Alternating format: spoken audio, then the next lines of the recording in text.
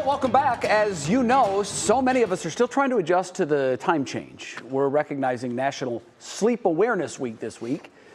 According to the American Heart Association, 1 in 3 adults do not get the recommended sleep that we need nightly, which is 7 to 9 hours of sleep. Well, Dr. Justin Dunn with Summa Health and an American Heart Association volunteer joins us for today's Wellness Wednesday report. So, lack of sleep, I think everybody can go, okay, yeah, we have lack of sleep.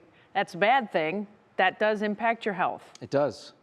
Yeah, you know, it's interesting. As a reminder, cardiovascular disease is the #1 killer in the world, and it turns out that getting poor sleep or having poor sleep habits is not just an annoyance, it actually can lead to worse cardiovascular outcomes. So whether that's too little sleep or even sometimes too much sleep can lead to bad outcomes. So, and there are a variety of different reasons for that, some of which we understand, some of which we don't. But if you have poor sleep habits, you tend to exercise less. If you're tired, you develop bad eating habits. And it can also cause pathophysiologic changes in your body. So hormones can be out of whack and cause increased plaque buildup in your arteries. It can increase your blood pressure.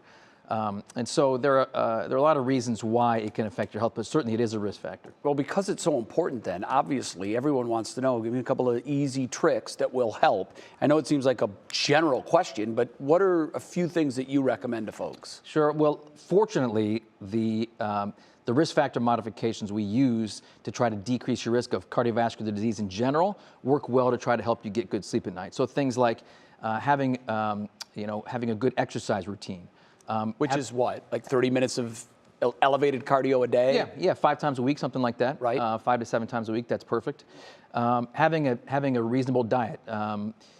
Having a diet that's steady, so you're not eating at all kinds of crazy hours day and night. Sometimes it's difficult for people with jobs that make that hard, but in general, you want to try to have a steady diet. And actually, there's some data that the Mediterranean diet, which is kind of fish, olive oil, nuts, vegetables, that not only has cardiovascular benefits, but also can help with sleep patterns as well.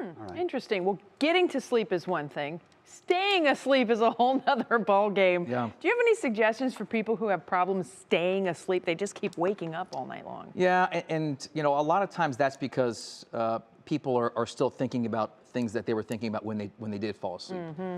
People have stressful jobs, stressful lives. If you can try to turn that off about an hour before you go to bed, don't take your work right to bed with you. Don't take your laptop in bed. Don't fall asleep kind of reading your phone.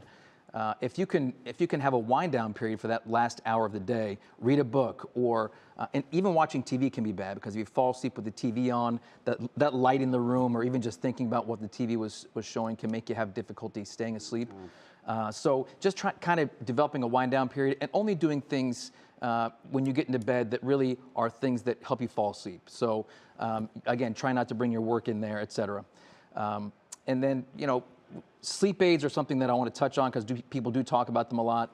I think if you're going to try a sleep aid, some type of pill that helps you fall asleep, really I think a lot of sleep experts would recommend you push that as a last resort. And if you're going to start a sleep medication because everything else has failed, really talk to your doctor before doing that to make sure it doesn't interact with other medications or other drugs or alcohol that you use. Right. Very good. Really jacked up. And put those phones away an hour before you're trying to go to sleep. That's right. Because it just stimulates the mind and the eyes and everything else. Dr. Dunn, thank you. My pleasure. Really good stuff. See you guys. I'm very guilty about the whole iPad in the bed thing. It's hard. That's like when my wind down, I finally get to do what I want to do. And yeah, I have to fall asleep quick.